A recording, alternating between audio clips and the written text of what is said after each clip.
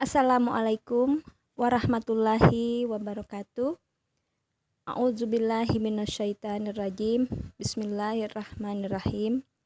Allahumma urzuqna fahman nabiyyin wa hifdal mursalin wa ilhamal malaikatil mukarrabin birahmatik ya arhamar rahimin.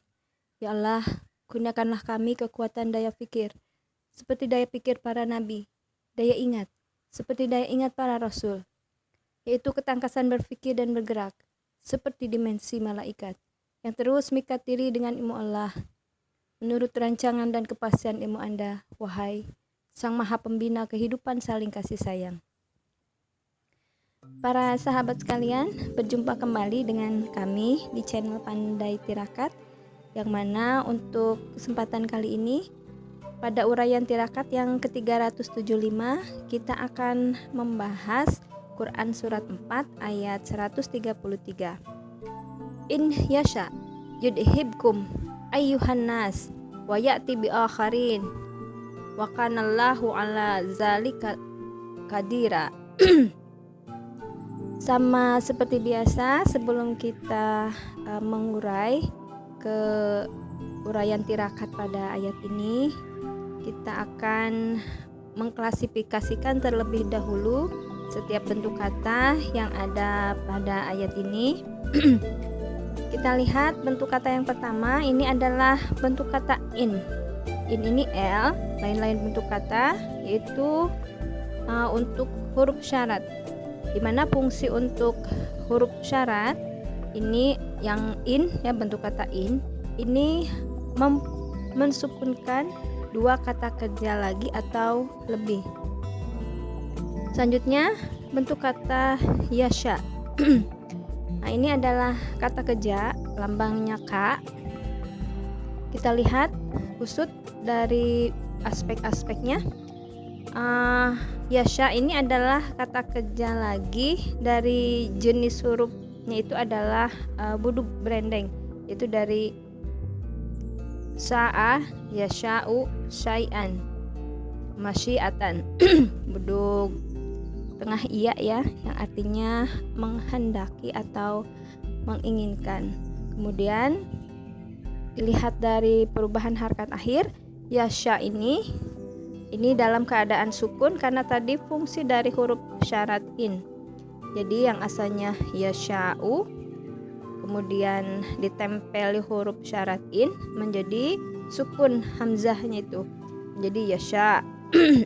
Maka di sini ada ibdal buduk iya, ya, yang sudah berubah menjadi alif. Nah, ini dibuang sehingga tinggal bentuknya menjadi yasha. Maka untuk petanya peta lagi dalam keadaan sukun, yasha, yasha'a dimunculkan kembali, yasha'u, kemudian tasya, tasya'a, yasha'na, dan seterusnya. Silahkan dilanjutkan. Kemudian untuk bentuk kata yang kedua selanjutnya yaitu yudhib. Ini pun sama, kata kerja lagi, dan seperti hanya yasha, ini kata kerja lagi dalam keadaan sukun karena tadi fungsi dari huruf syarat in. Untuk bentuk kata yudhib, ini adalah kata kerja 3 huruf pokok pola 1, 3 huruf pokok tambah 1 atas pola 1, yaitu pola af'ala yuf'ilu. Itu 3 huruf pokoknya yaitu zahaba, yadhabu, dahaban atau zuhuban. Masdarnya itu arti kamus, bisa pergi, berlalu, meninggalkan, atau binasa, ya, membinasakan. Kemudian karena tadi perubahan harkat akhirnya ini sedang jazm, maka untuk petanya ini yudhib, yudhiba, yudhibu, tudhib, tudhiba, yudhibna. Nah, di sini ciri-ciri untuk sukun atau jazm. Yang pertama dengan sukun nyata itu sukun yang terlihat. Ini untuk kata kerja sempurna dan buduk tengah ya. Jadi cirinya itu yang pertama adalah dengan sukun, kemudian untuk jumlah 2 dan jamak itu dengan membuang nun, dan untuk domir hunna dan antuna itu tetapnya nun. Jadi ditempeli huruf apapun untuk hunna dan antuna itu tidak berubah. Selanjutnya bentuk kata kum, ini kata benda B ya, KPNO artinya kalian, kemudian wa. Selanjutnya bentuk kata ayu, ayyuha ya. Nah, ini ayyuha di sini. Ini adalah huruf nida, harfu nida atau kata seru, di mana kata seru ini nanti terdiri dari ada menyeru dekat, lil qarib, ada menyeru jauh, lil ba'id, ada juga yang lil qarib wal ba'id, artinya bisa untuk jauh dan dekat.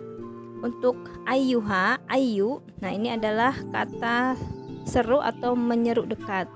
Jadi bentuknya ayu dan a ya. Kemudian untuk yang jauh, ba'id, itu haya, a dan aya. Kemudian untuk yang jauh dan dekat, bisa untuk jauh dan dekat, lil qarib wal ba'id itu ya. Selanjutnya bentuk kata an-nasu. An-nasu ini adalah kata benda asli, nama sesuatu, artinya manusia. Ini bentuk jamak dari insanun, insanun.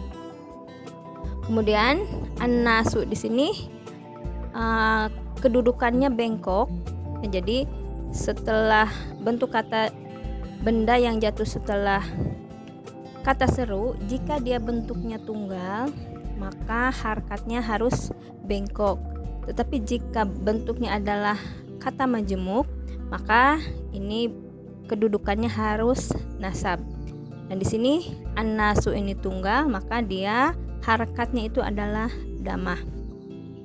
Selanjutnya bentuk kata wa. Ini wa di sini adalah huruf ataf ya. Kemudian bentuk kata ya'ti. Ya'ti ini ka, itu kata kerja lagi untuk 3 huruf pokok pola 3 dari buduk berimpit atau ya'ti ityanan, artinya datang. Kemudian perubahan harkat akhir ini sama seperti yasha dan yudhib, itu dalam keadaan sukun karena tadi fungsi dari huruf syarat yang mensukunkan bisa 2 kata kerja lagi atau lebih. Nah, di sini untuk buduk akhir waw ataupun ya, maka ciri sukunnya yang pertama adalah dengan membuang huruf buduk. Ini berlaku pada domir huwa, hiya, kemudian anta, ana dan nahnu. Jadi di sini yang asalnya ya'ti, untuk bentuk sukunnya ini menjadi ya'ti, yaitu dengan membuang huruf buduk. Jadi ya'ti, hiya ta'ti, anta ta'ti, ana nahnu, a'ti dan na'ti. Kemudian ciri yang kedua itu dengan membuang nun, sama seperti yang tadi, itu pada huma, hum ya, kemudian antuma, anti dan antum. Dan untuk hunna dan antuna itu dengan tetapnya nun. Sehingga untuk peta lagi dalam keadaan sukun untuk buduk akhir menjadi ya'ti, ya'tiya, ya'tu, ya'tu, ta'ti, ta'tiya, ya'tina dan seterusnya. Silahkan di berlatih. Kemudian bentuk kata bi. Bi di sini adalah L, lain-lain bentuk kata. Untuk kata sandang ya, huruf jar. Kemudian bentuk kata setelahnya adalah akharina. Akharina ini adalah kata benda B, lambangnya yaitu bentuk kata pelaku lebih yang dibentuk dari isim, yaitu akhirun. Kemudian untuk pelaku lebih, ini polanya adalah af'alu sehingga menjadi akharu. Untuk rafa ya, akharu, akharani, akharuna, akhiru. Kemudian untuk tunggal perempuan, fu'la menjadi ukhra, ukhrayani, ukharu. Selanjutnya untuk yang nasab, akhara, akharaini, akharina, akhira, ukhra, ukhrayaini, ukhara. Kemudian untuk yang jar, akhara sama dengan nasabnya, jadi tidak akhari karena ini adalah bentuk kata atau isim ghair munsyarif. Jadi untuk ciri tanda nasab dan jarnya dengan fathah. Jadi akhara, akharaini, akharina, akhira, ukhra, ukhrayaini, ukhara, sama dengan nasabnya. Kemudian bentuk kata wa, ini sama dengan yang tadi, lain-lain bentuk kata, huruf ataf.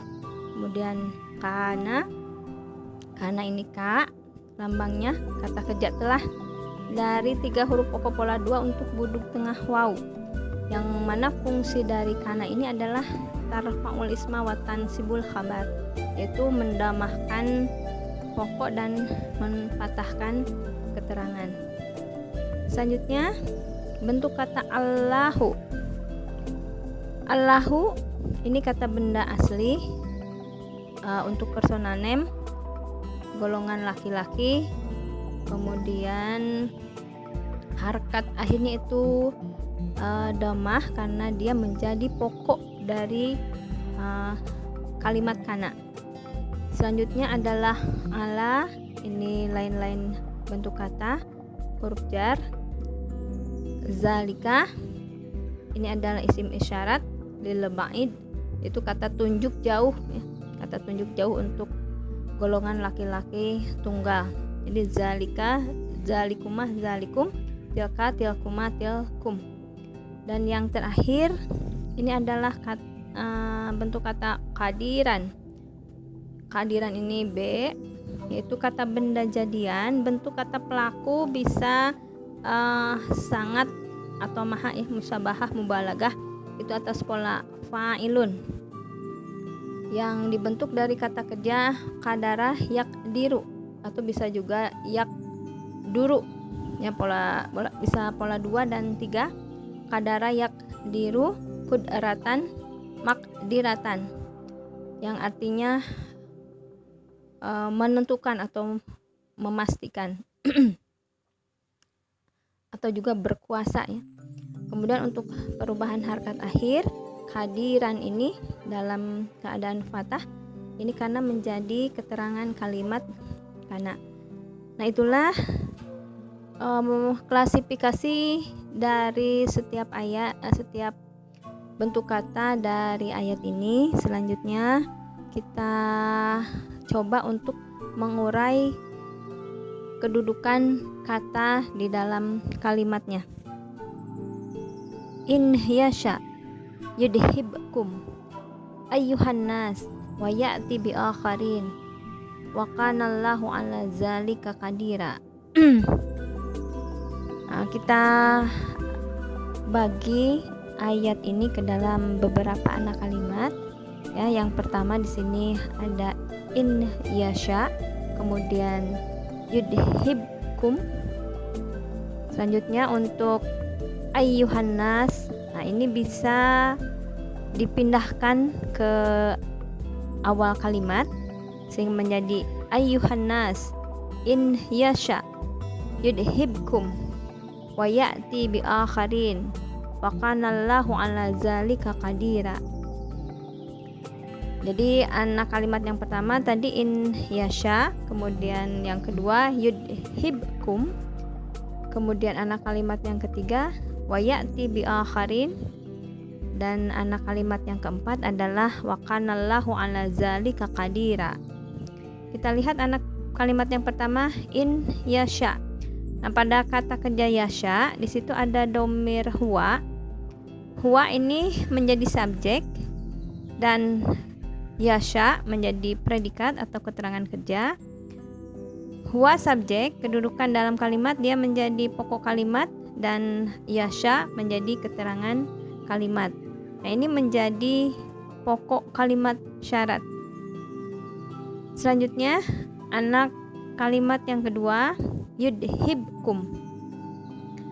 Ini sama pada yudhibkum, ada huwa di sana pada kata kerja yudhib. Huwa ini menjadi subjek, kemudian yudhib kata kerjanya menjadi predikat, dan kum ini menjadi objek. Huwa subjek menjadi pokok kalimat, dan jumlah yudhibkum predikat dan objek ini menjadi keterangan kalimat. Selanjutnya anak kalimat yang ketiga, wa ya'ti bi akharin. Ini pun sama, ya'ti itu untuk domir huwa, maka huwa subjek menjadi pokok kalimat, kemudian bentuk kata kerja ya'ti ini menjadi predikat, dan bi akharin ini menjadi objek. Maka subjek huwa ya tadi menjadi pokok kalimat, dan jumlah ya'ti bi akharin menjadi keterangan kalimat. Selanjutnya dilihat dari in yasha, maka jumlah yudhibkum wa ya'ti bi akharin ini menjadi terkarat atau keterangan kalimat syarat. Selanjutnya wa kanallahu ala zalika qadira. Ini kalimat kana ya. Maka untuk kalimat kana ini Allahu di sana itu dalam keadaan rafa, dia menjadi pokok kalimat kana. Kemudian ala zalika qadira, qadira ini menjadi pokok kalimat ya. Kemudian ala zalika ini menjadi objek dari pelaku qadira, dari kata pelaku qadira.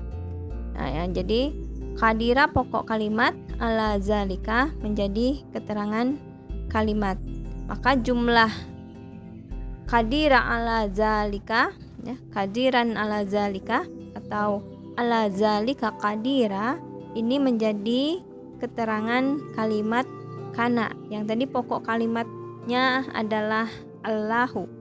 Maka jumlah kanallahu ala zalika qadira ini menjadi keterangan kalimat yang pokok kalimatnya itu adalah in yasha yudhibkum wa ya'ti bi akharin. Ya, jumlah pukarat dan terkarat menjadi pokok kalimat. Selanjutnya karena ini adalah kalimat seru, maka huruf nida dan munada, ayyuha dan annasu ini menjadi pokok kalimat seru, dan isi seruan ini mulai dari in yasha yudhibkum wa ya'ti bi akharin wa kanallahu ala zalika qadira ini menjadi keterangan kalimat seru. Demikianlah saudara-saudara sekalian untuk tirakat pada kesempatan kali ini.